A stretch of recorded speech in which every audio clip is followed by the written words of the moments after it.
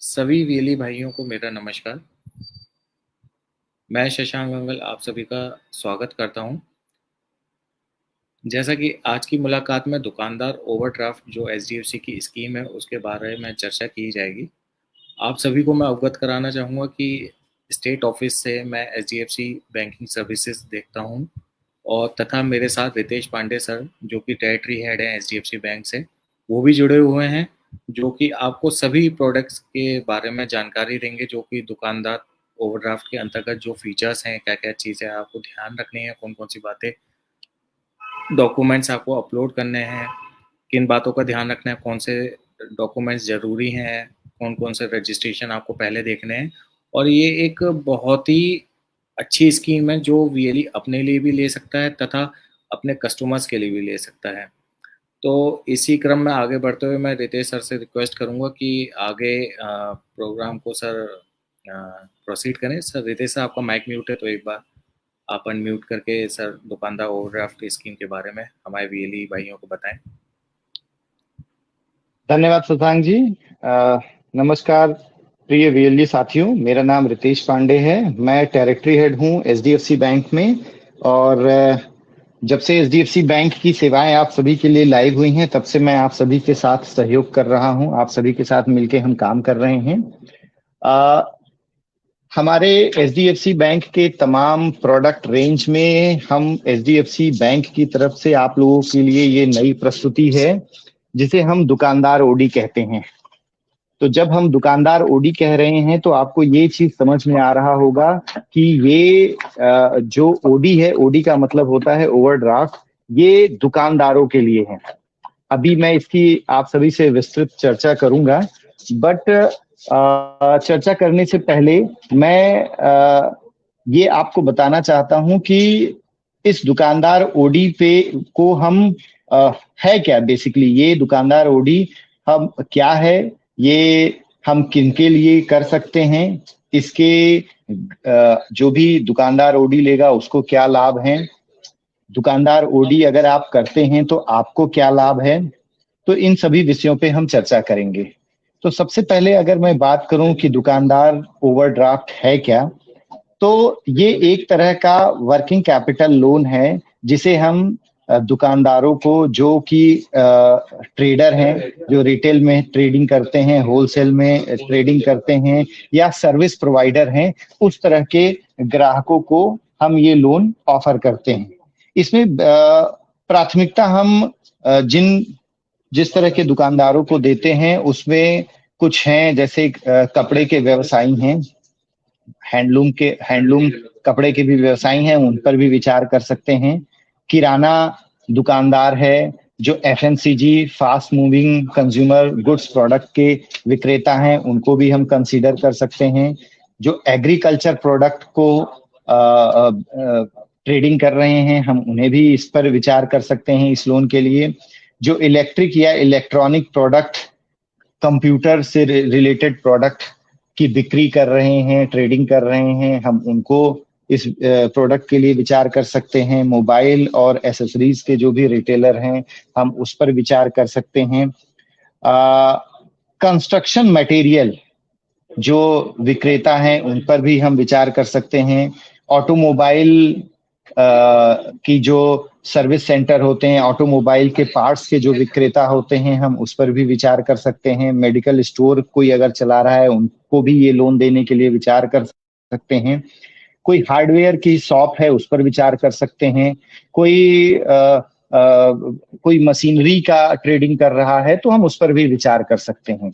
तो जिस तरह का हमने बिजनेस सेगमेंट अभी मैंने आपसे चर्चा करी, तो जैसे जैसे मैंने चर्चा को अपने आगे बढ़ाया है, आपके दिमाग में आपके अड़ोस पड़ोस की तमाम दुकानें, आपके मन में विचार आने लगा होगा कि हाँ, ये मेरे पड़ोस में ये इस तरह का व्यापारी है या उस तरह का व्यापारी है, जो सेगमेंट मैंने अभी आपसे चर्चा करी। तो जो आपके मन मस्तिष्क में अभी विचार आए हैं, जिन लोगों के विचार आए हैं, बेसिकली ये प्रोडक्ट उन्हीं ग्राहकों के लिए डिजाइन किया गया है। आपके आसपास में बहुत सारे ऐसे लोग हैं जो इस तरह का व्यवसाय करते हैं, और उनको अपने व्यवसाय को बढ़ाने के लिए कहीं ना कहीं फंड की आवश्यकता होती है। वो बहुत बड़े व्यापारी नहीं होते हैं और उन्हें छोटे फंड की ही आवश्यकता होती है। इस और कभी कभी उनके पास इस फंड को लेने के लिए सामान्यतः जो बंधक की आवश्यकता होती है, जो बैंकों में मॉर्गेज देने की आवश्यकता होती है, वो मॉर्गेज उनके पास उपलब्ध नहीं होता है। तो एचडीएफसी बैंक पहली बार आपको इस तरह का एक प्रोडक्ट लेकर आया है जिसमें आप अपने ग्राहकों को कोलेट्रल फ्री, बंधक मुक्त ऋण उपलब्ध करा सकते हैं, लोन उपलब्ध करा सकते हैं। ठीक बात है। तो अब हम इसी बंधक मुक्त दुकानदार ओवरड्राफ्ट की चर्चा करेंगे। जैसा मैंने आपको अभी बताया कि आप किन लोगों को यह लोन ऑफर कर सकते हैं इसमें, और अब मैं इस पर चर्चा करूंगा कि इसमें क्या क्या पेपर की आवश्यकता होती है। पेपर की आवश्यकता क्या क्या है, उसके पहले इसके बेनिफिट मैं आपको बता दूं। ओवरड्राफ्ट जो फैसिलिटी हम उपलब्ध कराते हैं वह हम 50,000 रुपए से लेके अधिकतम 10 लाख रुपए तक देते हैं। मतलब इसकी न्यूनतम सीमा 50,000 रुपए और अधिकतम सीमा 10 लाख रुपए होती है। इसके लिए बिजनेस फाइनेंशियल की रिक्वायरमेंट नहीं है। मतलब कि अगर जैसे इसमें किसी भी तरह के बैलेंस शीट की या बिजनेस के आईटीआर इत्यादि की कोई आवश्यकता नहीं होती है। इसमें किसी तरह के स्टॉक स्टेटमेंट की आवश्यकता नहीं होती है। इसमें जैसा मैंने अभी बताया किसी तरह के बंधक रखने की आवश्यकता नहीं होती है। इसमें पेपर क्या क्या चाहिए होता है, ये सबसे महत्वपूर्ण है और आप सभी के मन में इसके लिए विचार आ रहे होंगे। तो ये दुकानदार ओडी देने के लिए ग्राहक को अपने सभी खातों का, जितने भी खाते उसके चल रहे हैं, चाहे वो करंट अकाउंट चल रहा हो, चाहे वो सेविंग अकाउंट यानी कि चालू खाता या बचत खाता जो भी चल रहा हो, वो अपने सभी बैंकों के 1 वर्ष का स्टेटमेंट उपलब्ध कराएगा। मैं फिर से बता दूं, 1 साल का, 12 महीने का करंट अकाउंट और सेविंग अकाउंट के सभी खातों का स्टेटमेंट उपलब्ध कराएगा और इसमें उसके केवाईसी इत्यादि होंगे जिसके बेसिस पे ये लोन किया जाएगा। ये जो ओवरड्राफ्ट की फैसिलिटी हम देते हैं, इसमें अच्छी बात ये है कि जितना ओवरड्राफ्ट देने के बाद जितना पैसा जितने दिनों के लिए आप इस्तेमाल करेंगे, उतने पैसे का उतने ही दिनों का ब्याज आपको बैंक को देना है। इसमें किसी तरह का कोई कमिटमेंट चार्ज बैंक नहीं लेती है। तो ये अगर हम देखें तो ओवरऑल आपके ग्राहकों के लिए, इवन आपके लिए भी, बैंक आपको भी ये लोन देने के लिए तत्पर है। तो ये लोन आप सभी के लिए अत्यंत लाभदायक है और आप सभी के लिए, आप सभी के ग्राहकों के आवश्यकता पे खरी उतरती है। अब इसमें एलिजिबिलिटी क्राइटेरिया क्या है? अगर हम एलिजिबिलिटी क्राइटेरिया की बात करें तो जैसा मैंने आपको अभी बताया कि किस तरह के बिजनेस सेगमेंट को हम इसे ऑफर करेंगे। इसमें जो अन्य एलिजिबिलिटी एंटिटीज हैं, लाइक इसमें प्रोप्राइटरशिप, पार्टनरशिप, इंडिविजुअल, पार्टनरशिप को तो नहीं इसमें लेते हैं, प्रोप्राइटरशिप है या individual business current account holders हैं, हम उसको इसमें विचार कर सकते हैं। यानी कि ऐसा व्यापारी, ऐसा ट्रेडर जिसकी प्रोप्राइटरशिप फर्म है या इंडिविजुअल कैपेसिटी पे वो बिजनेस रन कर रहा है, इंडिविजुअल करंट अकाउंट लेकर बिजनेस रन कर रहा है, या इसके ये सेविंग अकाउंट भी अगर है तो उस पर भी विचार कर सकते हैं। इसके अतिरिक्त उसके पास उद्यम रजिस्ट्रेशन सर्टिफिकेट होना चाहिए जो कि मैंडेटरी है। बिजनेस विंटेज उसका 3 वर्ष का कम से कम होना चाहिए और सेम लोकेशन पे होना चाहिए। अगर आपका कोई व्यापारी मित्र है जो व्यापार कर रहा है, तो ये आवश्यक है कि जिस जगह पे वो व्यापार कर रहा हो उसकी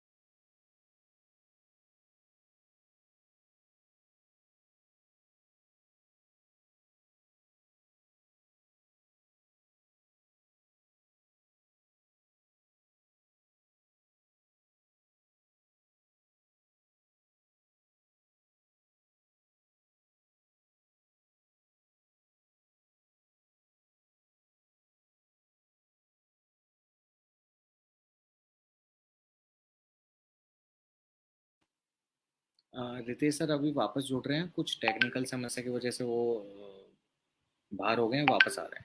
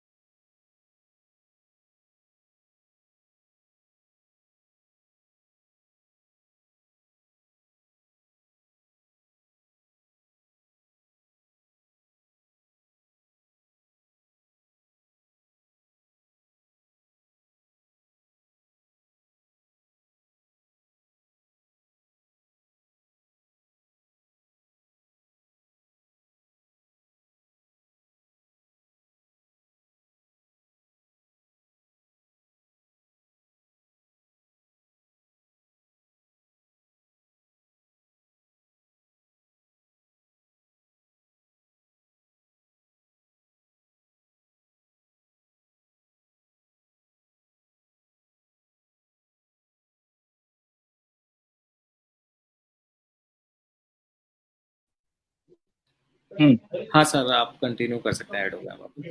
जी जी, धन्यवाद असुरा। तो मैं इसके जो महत्वपूर्ण बिंदु हैं दुकानदार ओडी, उस पर चर्चा कर रहा था कि दुकानदार ओडी आपके डिजिटल सेवा पोर्टल पे इनेबल है। वो अगर आप डिजिटल सेवा पोर्टल खोलेंगे तो दाहिनी तरफ ऊपर में आपको दुकानदार ओवरड्राफ्ट, दुकानदार ओडी के नाम से दिखेगा और वहां से आप इसे अप्लाई कर सकते हैं। जैसा मैंने पहले भी चर्चा करी कि ये आप एचडीएफसी बैंक के जो वर्तमान ग्राहक हैं या जो एचडीएफसी बैंक के ग्राहक नहीं हैं, आप दोनों के लिए ये लोन अप्लाई कर सकते हैं। 12 माह का बैंक स्टेटमेंट अनिवार्य है। आप यह पीडीएफ फॉर्मेट में अपलोड करेंगे। प्राथमिकता दें कि ग्राहक अपने नेट बैंकिंग के माध्यम से, जो भी उसका बैंक है उस बैंक के नेट बैंकिंग के माध्यम से पीडीएफ में स्टेटमेंट डाउनलोड करके उसे अपलोड करें। ठीक है, इसमें आप बचत खाते और करंट अकाउंट, चालू खाते दोनों के स्टेटमेंट अपलोड कर सकते हैं। नेट बैंकिंग से अपलोड करने के लिए उसका नेट बैंकिंग एक्टिव होना चाहिए। अगर नेट बैंकिंग नहीं है तो फिर उसे अपलोड करने की आप स्कैन करके अपलोड करने की आवश्यकता होगी। उद्यम रजिस्ट्रेशन अनिवार्य है। उद्यम रजिस्ट्रेशन ऑलरेडी आप लोग अपने ग्राहकों के लिए डाउनलोड करते हैं, अप्लाई करते हैं। तो जहां भी आपको लगता है कि उद्यम रजिस्ट्रेशन नहीं है ग्राहक के पास, तो आप उद्यम रजिस्ट्रेशन सर्टिफिकेट उनका अप्लाई करके उसको जनरेट करवा के आप उसको अपलोड कर सकते हैं। जब भी आप अप्लाई करें दुकानदार ओडी के लिए, तो जो टेक्निकल इश्यूज आते हैं ट्रबल शूटिंग वाली, उनके आप जरूर ध्यान रखें। आप जो भी कैचेस हैं, हिस्ट्री है, उसे क्लियर करें। पॉपअप ब्लॉकर्स को डिसेबल कर दें। तो इन चीजों का थोड़ा सा आपको ध्यान रखना है। जब आप दुकानदार ओडी प्रोसेस करेंगे अपने डिजिटल सेवा पोर्टल के माध्यम से, तो सबसे पहले आपको, जब आप उसे प्रोसेस करेंगे, सबसे पहले आपको मोबाइल नंबर और पैन नंबर उस पर मेंशन करना है। जो भी मोबाइल नंबर आप डालेंगे उस मोबाइल नंबर पे एक ओटीपी जाएगी। ओटीपी को वेरीफाई करके आप आगे प्रोसेस करेंगे। बेसिकली जब आप दुकानदार ओडी प्रोसेस करेंगे तो उसमें 5 चरण हैं। पहले चरण में आपको बेसिक डिटेल्स डालनी है, like mobile number, pan details, है ना। तो ये उसके बाद द्वितीय चरण में जब आप आएंगे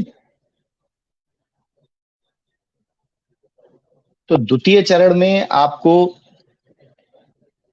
बेसिक एंटिटी से रिलेटेड डिटेल्स आपको डालनी है, जैसे name of business, date of incorporation, यानी कि वो बिजनेस कब से आप चला रहे हैं या ग्राहक कब से चला रहा है, किस तरह के रिटेल ट्रेडिंग आप करते हैं, बिजनेस किस तरह का है, किससे संबंधित है, ठीक है।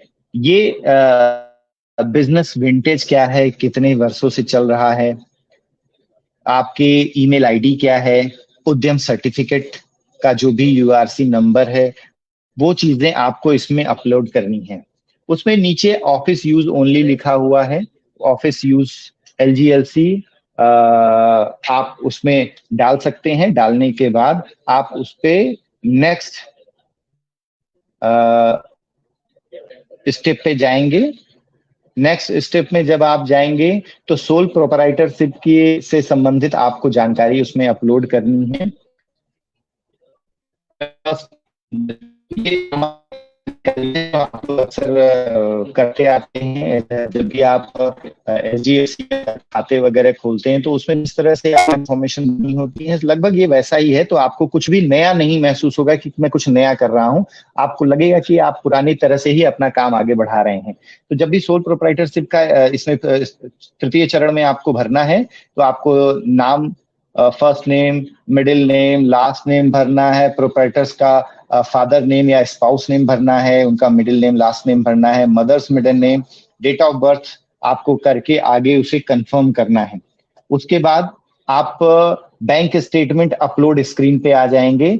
यहाँ पे आपको आईएफएससी कोड, अपना अकाउंट का टाइप, अकाउंट नंबर इत्यादि इसमें भर के कितने समय का स्टेटमेंट आपको अपलोड करना है वो उसमें आपको ऑटोमेटिकली पॉपुलेट हो जाएगा, मतलब दिखने लगेगा। बैंक स्टेटमेंट आप मल्टीपल बैंक्स का अपलोड कर सकते हैं, ध्यान रखें उसको पीडीएफ फॉर्म में करें। जो अपलोड बैंक स्टेटमेंट आप इसमें जब अपलोड करेंगे तो उसमें 2 तरह के ऑप्शन आएंगे। पहला आएगा जिसमें आप नेट बैंकिंग को यूज करके आप ऑटोमेटिकली स्टेटमेंट अपलोड कर सकते हैं। दूसरा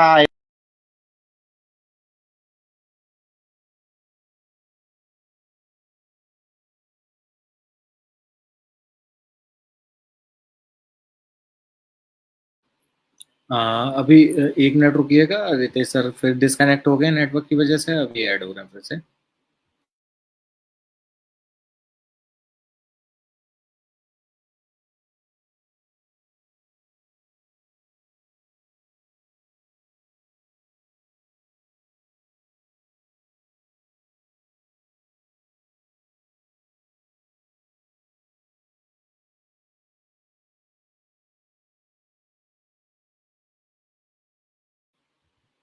बस 1 मिनट रुकिएगा।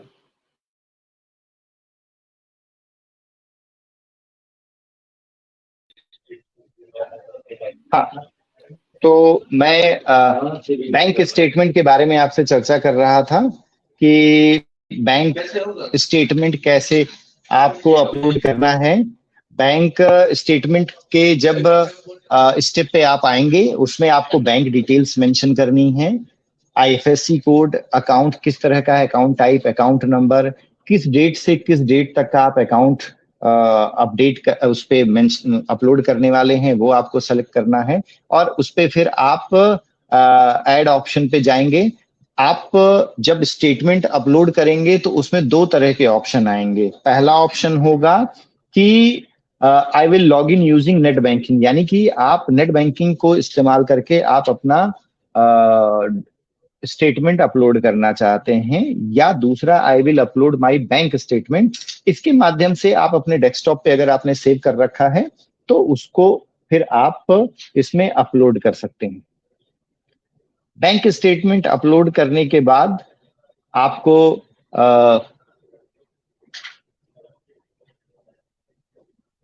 आपके इसमें वेरिफिकेशन आपको, आप जब उसे प्रोसेस कर देंगे तो इसमें आपको वेरिफिकेशन दिखेगा। वेरिफिकेशन उसमें एक कुछ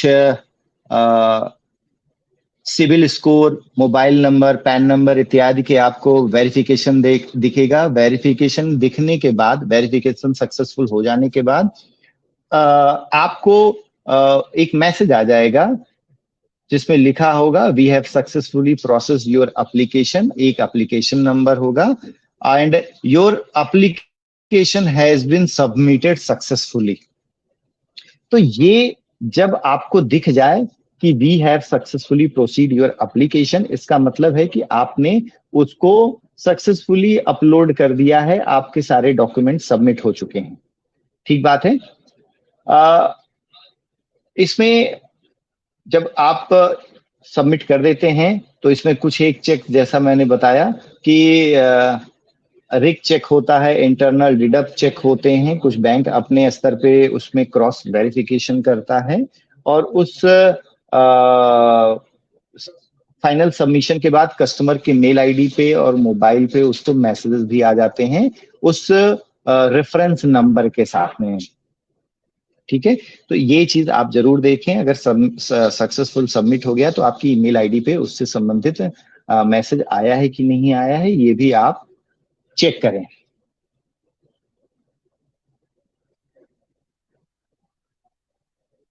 जब ये आप सक्सेसफुली सबमिट कर लेते हैं तो बैकएंड से हम जो भी हमारे बैंक के सहयोगी स्टाफ हैं जो इस लोन को फाइनलाइज करते हैं, वो इस जो भी चीजें आपने अपलोड करी हैं उसके इवैल्यूएशन के बाद और एलिजिबिलिटी के बाद वो डिसीजन अपने देते हैं।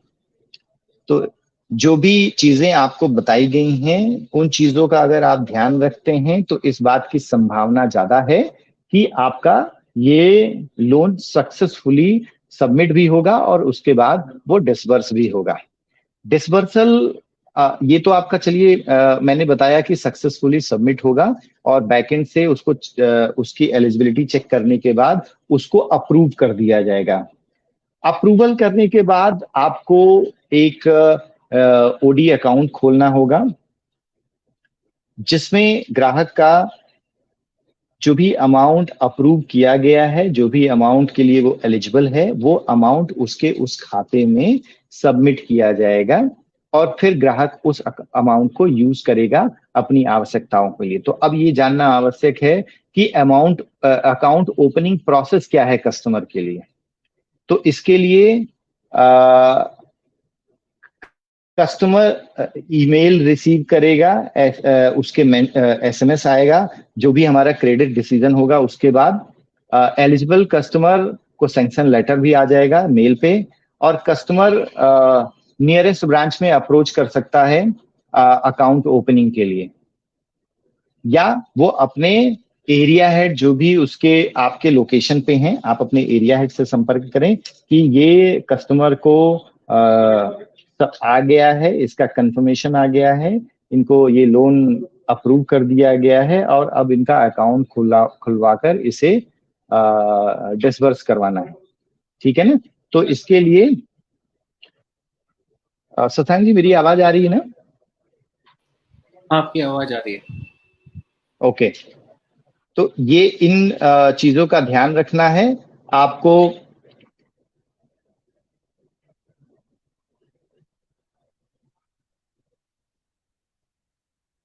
जब भी आपका ये जी जी, मैं क्लियर हूं ना? हाँ, क्लियर। ओके ओके, हाँ। तो आप ओडी अकाउंट खोलने के लिए आपको उसके बाद एचडीएफसी बैंक की वेबसाइट पे जाना है। वेबसाइट पे जाने के बाद आपको उसमें एसएमई एक ऑप्शन आपको दिखेगा। बैंक की वेबसाइट पे एसएमई ऑप्शन में जाके आपको वर्किंग राइट हैंड साइड में 2 बॉक्स दिखेंगे। उस बॉक्स में पहले बॉक्स में आपको वर्किंग कैपिटल सेलेक्ट करना है। वर्किंग कैपिटल के बाद सेकंड बॉक्स में दुकानदार ओडी, का एक ऑप्शन आएगा, उसको सेलेक्ट करके आपको आगे प्रोसेस करना है। प्रोसेस करने के बाद आपको अगेन एक पेज पे मोबाइल नंबर और पैन का ऑप्शन दिखेगा। मोबाइल नंबर और पैन आपने डालने के बाद अगेन आपको प्रोसेस करना है।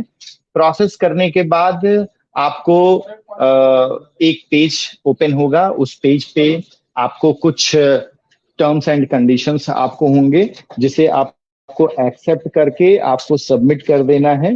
सबमिशन के बाद आपका ओडी अकाउंट क्रिएट हो जाएगा और उस ओडी अकाउंट में आप अपने एरिया हेड की हेल्प से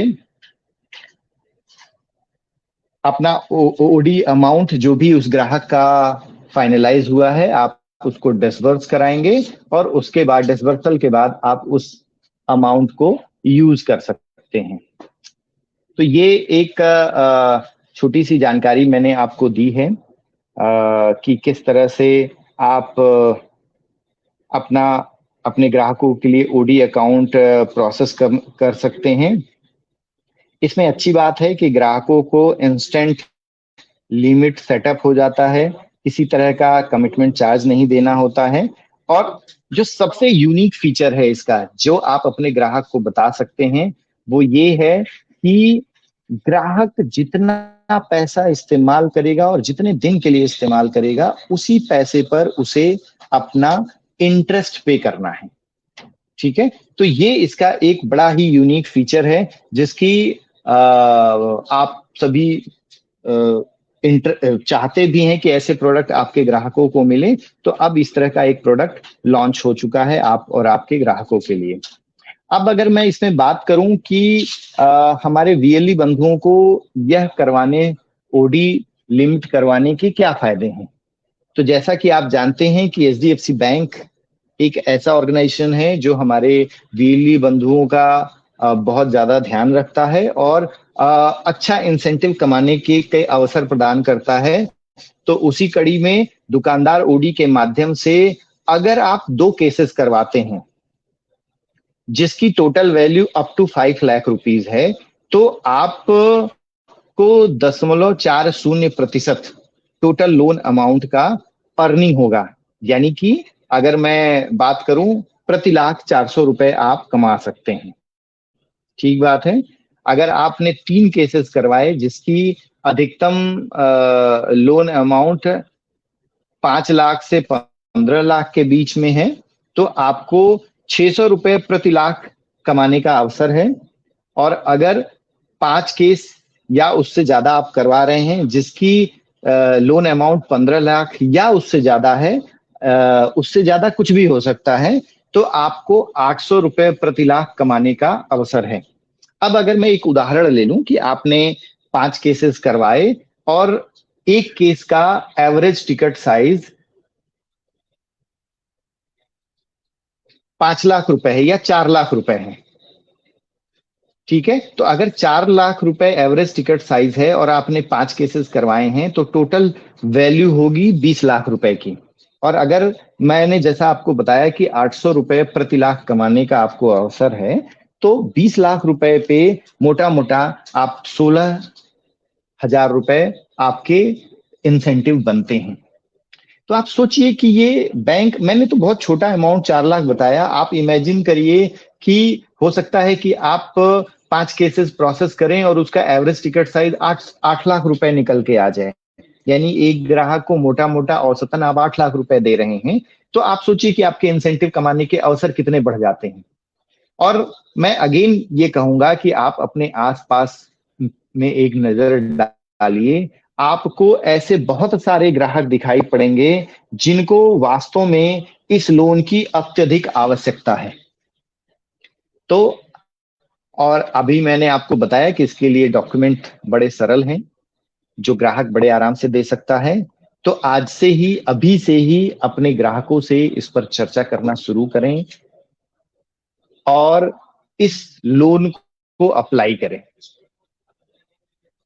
ये लोन निश्चित रूप से आपके लिए, आपके ग्राहकों के लिए अत्यंत लाभदायक है।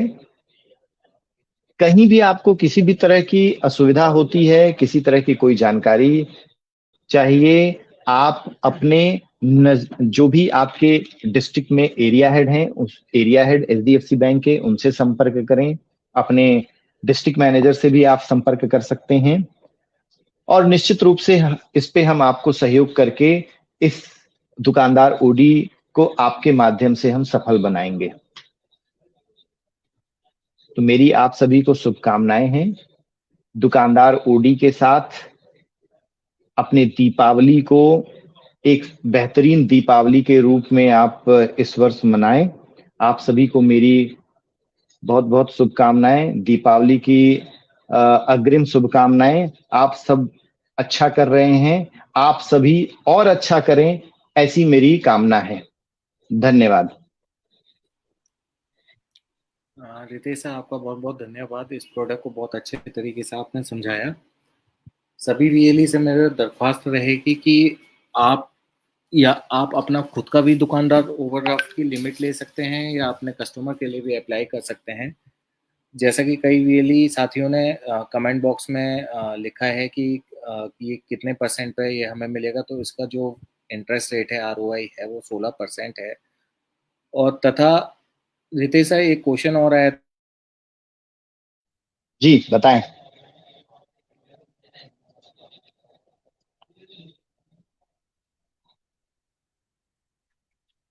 शशांक जी, मैं आपको सुन नहीं पा रहा हूँ।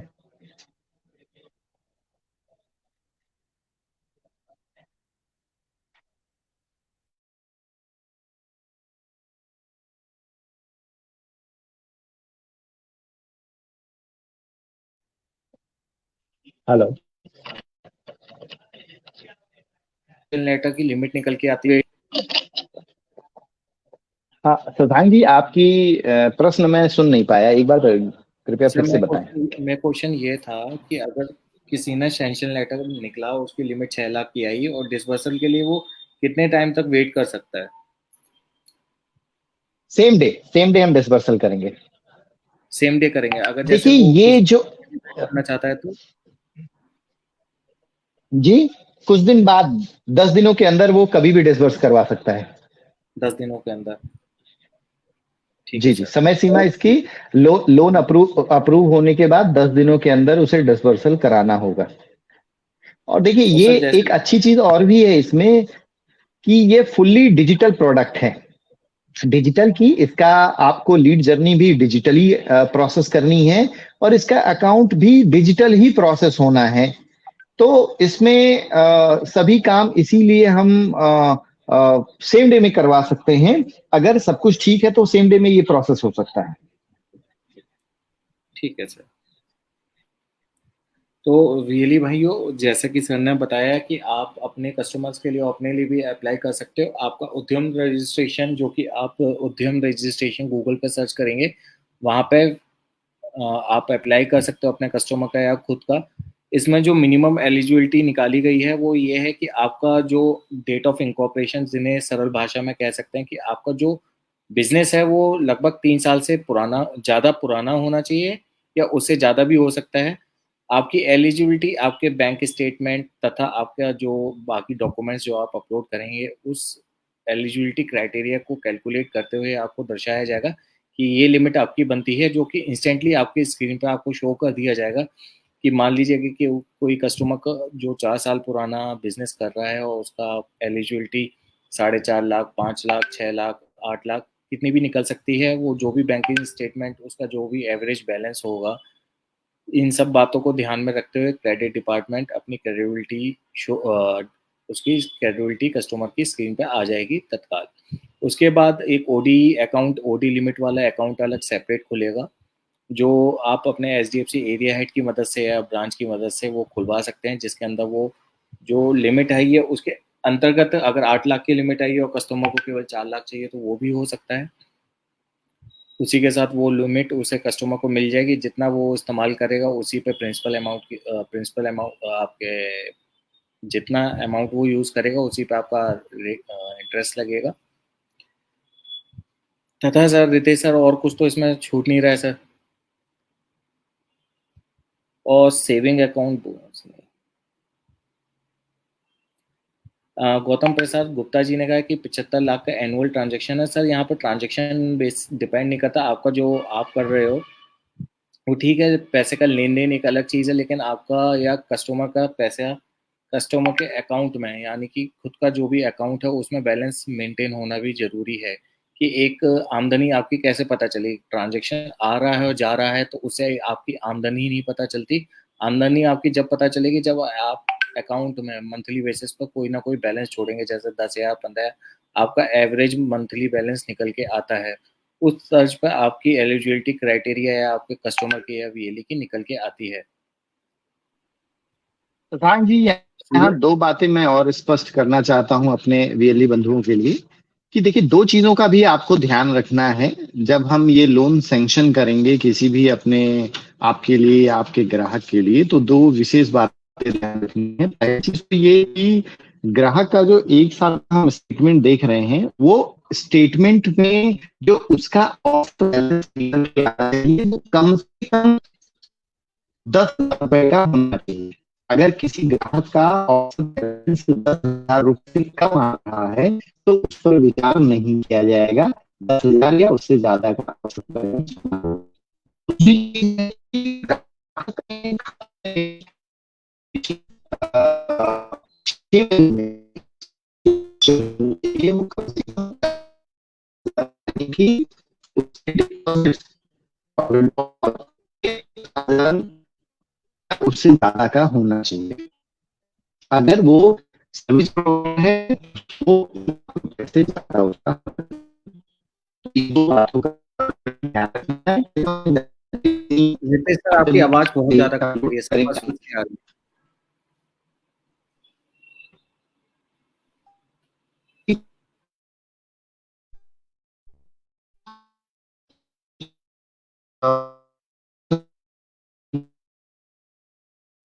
सर अभी भी सही नहीं आ रही है।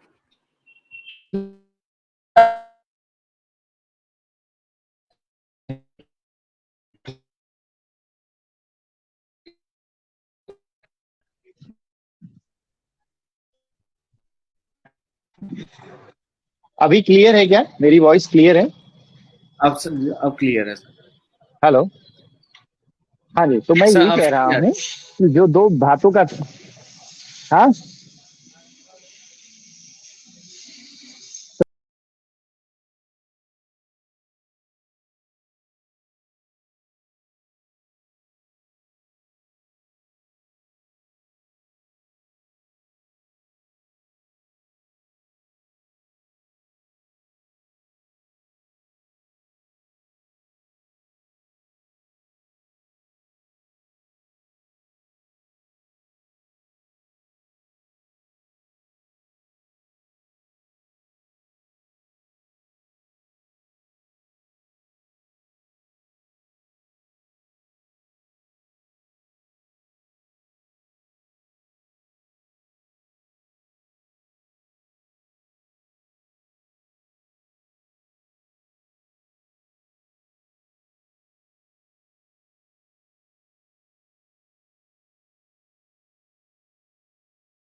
कैलकुलेट कर पाए तो आप अपने स्टेटमेंट अपलोड करें।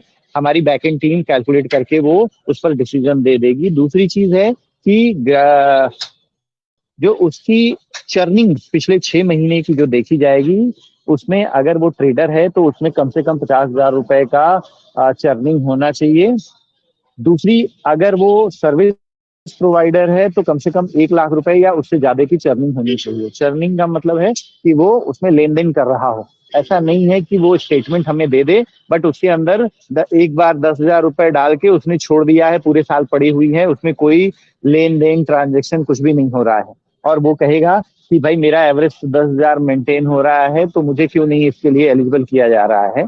तो इन चीजों का ध्यान रखना है। ये दो महत्वपूर्ण बातें हैं जो आप स्टेटमेंट अपलोड करते समय जरूर एक बार देखें और ध्यान दें। अगर ऐसा नहीं है तो उसके दुकानदार ओडी होने की संभावना ना के बराबर है।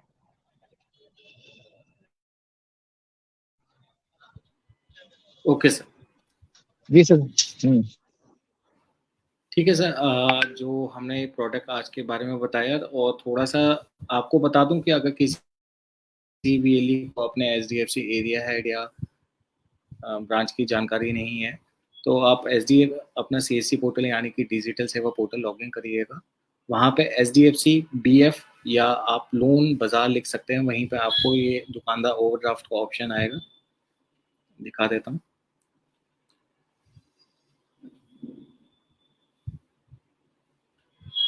यहीं पे दुकानदार ओवरड्राफ्ट का ऑप्शन आएगा। इसी के साइड में आपको सपोर्ट ऑप्शन भी मिलता है। सपोर्ट के अंदर आपको HDFC के तमाम एम्प्लॉय और CSC के एम्प्लॉय जो हैं उनका मोबाइल नंबर और उनका नाम आपको यहाँ पर दर्शाया जाएगा। वहाँ से आप अपने HDFC एरिया हेड को या ब्रांच को भी कांटेक्ट कर सकते हो, मेरे को भी कर सकते हैं।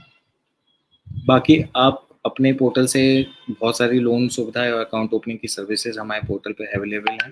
तो जो VLE नए जुड़े हैं तो अपने पोर्टल में फेस्टिवल सीजन आ चुका है, ऑलमोस्ट दिवाली पास में ही है, तो लोग कार लोन, बाइक लोन, तमाम लोनों के लिए अप्लाई करते हैं। तो इसके साथ साथ आप उन लोनों की भी, लोन्स की भी लीड डालें अपने पोर्टल से, ताकि ये दिवाली में एक अच्छा कमीशन आप प्राप्त कर सकें। धन्यवाद।